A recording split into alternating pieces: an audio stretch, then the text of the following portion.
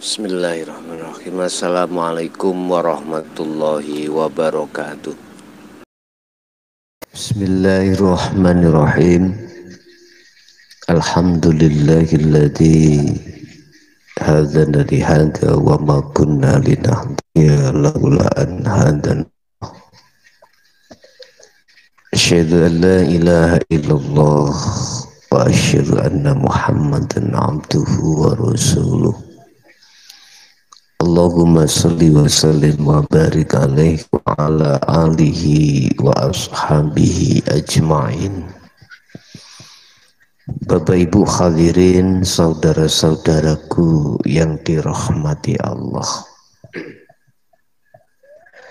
Setiap diri manusia akan dituntut Allah untuk bisa kembali kepadanya. Sebelum perkara itu akan Islam mengajarkan bagaimana kita bisa sampai pada Allah terlebih dahulu sebelum masa-masa itu akan datang. Ada beberapa syarat yang dilakukan oleh si Saleh sebelum melakukan tindakan uzlah atau zuhud atau munajat. Bagi seseorang ada beberapa syarat tatkala ingin melakukan artinya perjalanan suci, perjalanan untuk menuju dan bertemu Allah. Apa syarat-syarat yang harus kita penuhi sebelum kita melaksanakan satu perjalanan panjang? Ibarat seseorang mau melakukan satu perjalanan, ada beberapa syarat atau hal yang disiapkan manakala perjalanan itu bisa sampai pada satu tujuan. Bapak Ibu,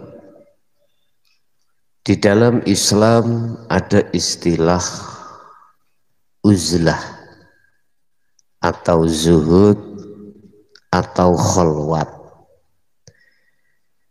yang semuanya itu mengandung satu pengertian adalah hati menjauhkan diri dari perkara-perkara yang menjadikan hati kotor, yang menjadikan hati berpenyakit, yang menjadikan hati hijabi, yang menjadikan hati selalu berbuat menyekutukan Allah Subhanahu wa ta'ala. Sebab manakala dalam hati ada sebiji sawi tentang masalah syirik, maka dipastikan orang tersebut tidak akan pernah bisa sampai pada Allah Subhanahu wa ta'ala.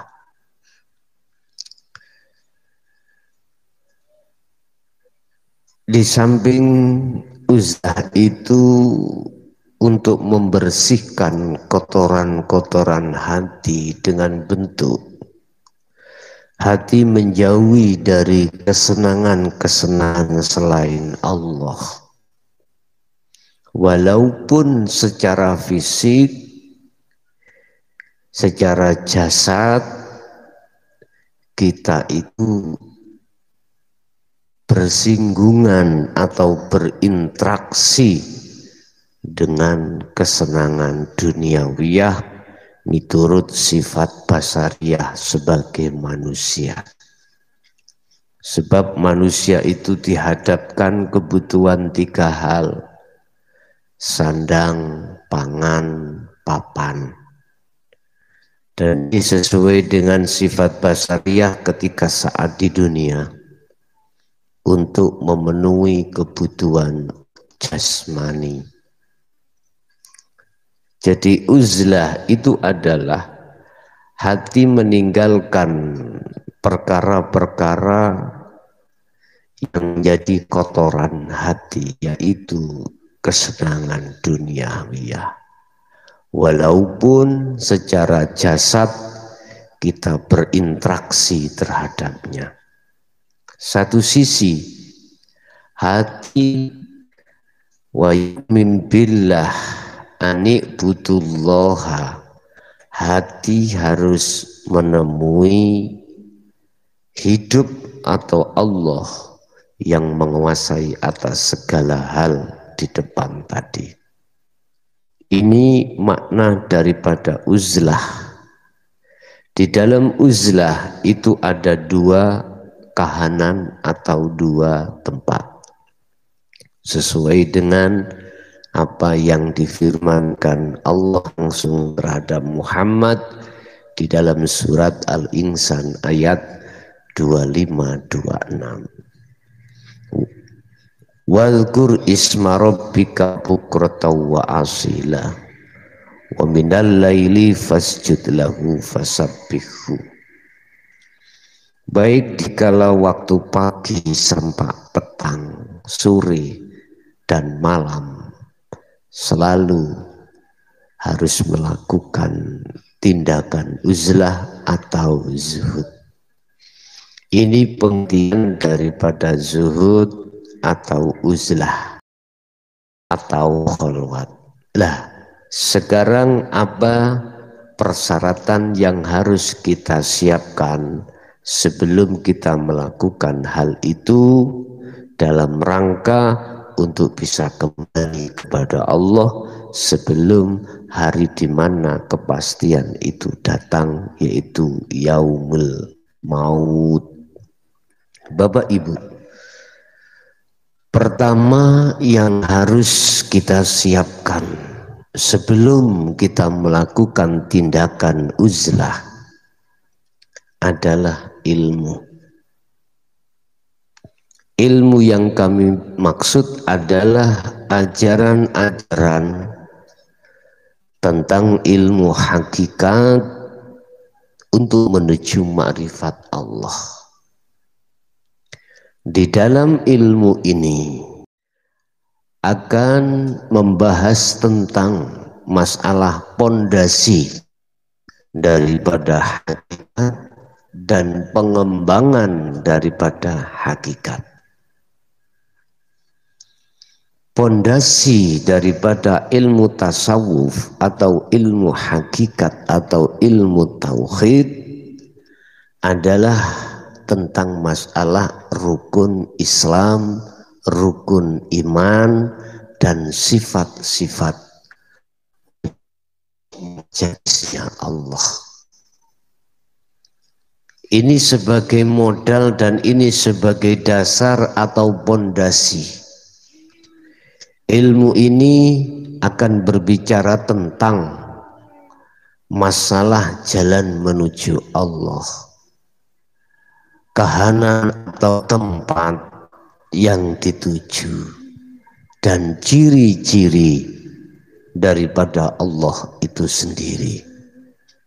Sebab Allah adalah sebuah nama, dan di mana ada nama pasti akan yang memiliki nama tersebut. Nah, ini yang harus kita datangkan terlebih dulu, memahami tentang rukun Islam baik syahadat sampai haji dari sisi pandangan hakikat. Bapak Ibu, ketika saat ilmu ini sudah kita pahami dan di dalam hati sudah mendapatkan satu hidayah yang berupa kefahaman ilmu, langkah berikutnya kita harus mengadakan satu baiat. Apa baiat secara hakikat adalah mutasilkan, menyambungkan talinya hati terhadap Allah yang sempat terputus oleh hawa nafsu, sehingga hati ini selalu mencintai dengan duniawi. Ini kita sambung sehingga ada mutasil antara murid dengan mursid, ya, antara santri dengan guru. Ini ada kecilan. Yang jelas hal itu akan dilakukan untuk mengokohkan ketauhidan si murid ketika saat baik memahami daripada ilmu itu atau untuk melaksanakan ilmu tersebut. Bapak Ibu, tahapan kedua yang disebut, syarat kedua yang disebut sebagai baiat ini bisa dilakukan langsung atau tidak langsung. Yang kami maksud langsung bisa Anda terhadap guru panjenengan yang telah memberikan satu wejangan memahamkan babakan ilmu ini tadi. Atau tidak langsung, Anda bisa mengikuti secara online. Anda bisa mengikuti di bab syahadat. Di situ pasti ada apa namanya bimbingan baiat secara tidak langsung. Bapak Ibu, bagaimana hukumnya baiat secara online tersebut? Dari pandangan kami, oleh karena ada media yang menghubungkan antara murid dengan guru lewat media, nomor HP dan lain sebagainya, maka menurut pandangan kami sah dan sama dengan apa yang dilakukan secara langsung. Setelah baiat itu bisa Anda lakukan di rumah masing-masing lewat media online di bab syahadat. Di situ ada petunjuk. Ada beberapa hal yang harus kau lakukan ketika munajat di situ. Ada 4 hal yang harus kita lakukan ketika saat kita bermunajat. Apa? Pertama adalah zuhud bil khalwat bil atau uzlah bil ini secara umum. Ini sudah dituangkan di dalam surah Al-Insan ayat 25. Ini perintah Allah langsung terhadap Nabiullah Muhammad. Mulai pagi sampai sore, beliau disuruh Allah untuk senantiasa berzikir kepadanya. Tadi saya katakan uzlah, ya, di mana hatimu harus menjauhi perkara-perkara selain Allah yang kami sebut dengan kesenangan dunia, sekalipun secara fisik Anda bersinggungan dengan kesenangan dunia. Satu sisi hatimu harus menemui Allah di situ. Dengan cara bagaimana? Anda harus melakukan zikir sir dan sirul asror.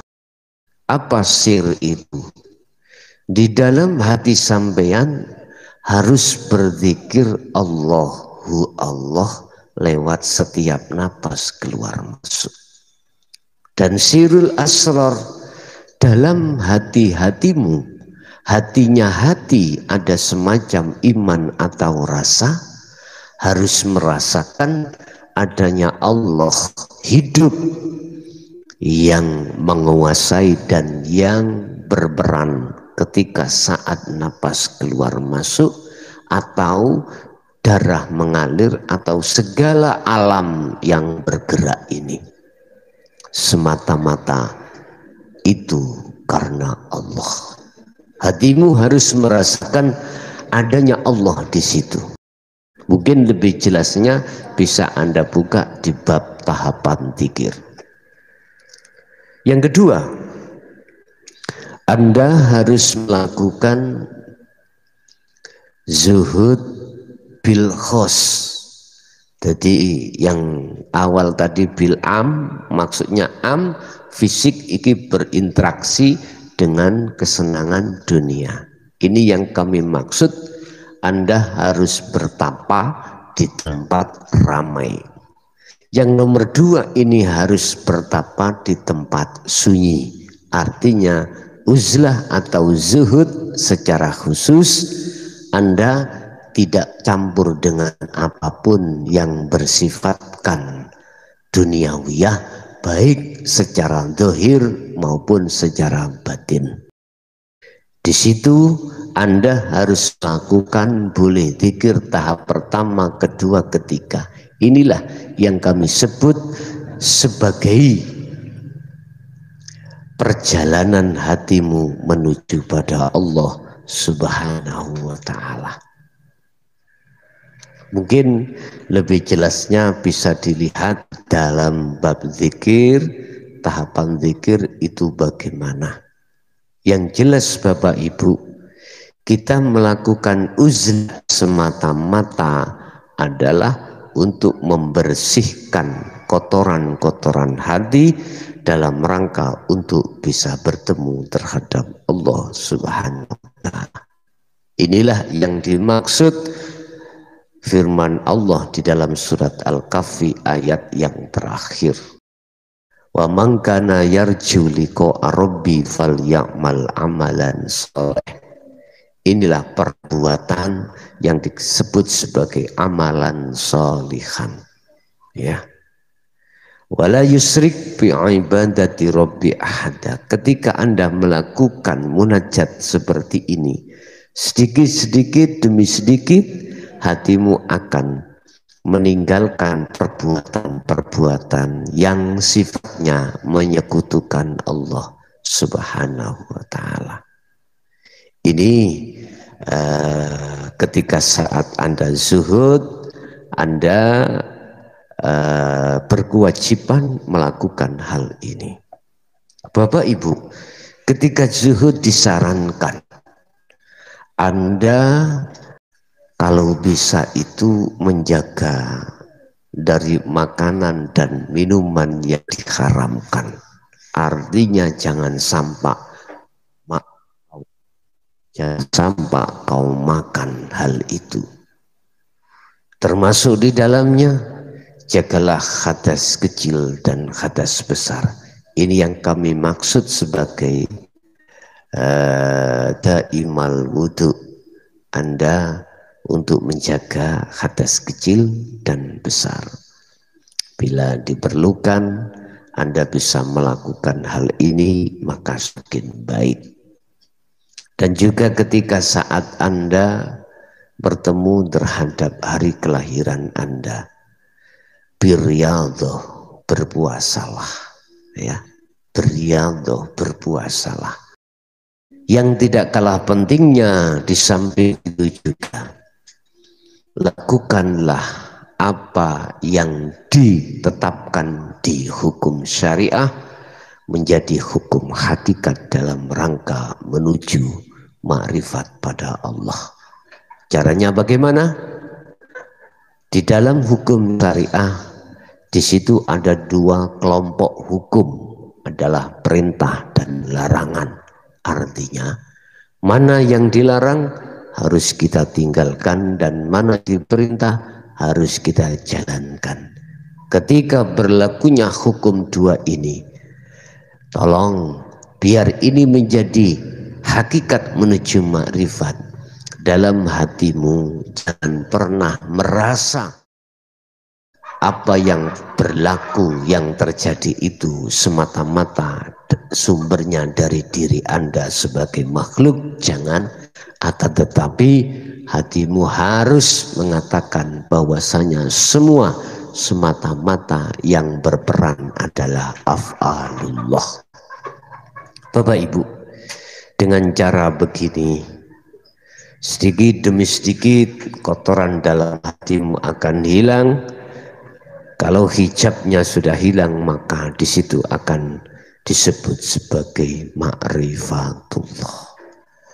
Jadi ada beberapa syarat, adalah ilmu sebelum kita laksanakan. Untuk uzlah, ilmu harus dipahami terlebih dulu, kemudian kita melakukan ritual berat, kemudian barulah kita melaksanakan. Falyakmal amalan soleh, melaksanakan tindakan uzlah. Ini Bapak Ibu yang paling penting yang harus kita ketahui sebelum kita melakukan uzlah atau pembersihan kotoran hati. Semoga apa yang sedikit kami sampaikan betul-betul bermanfaat bagi kita semua, dan kami akhiri hadanallah wa iyyakum wal afwa minkum. Assalamualaikum warahmatullahi wabarakatuh.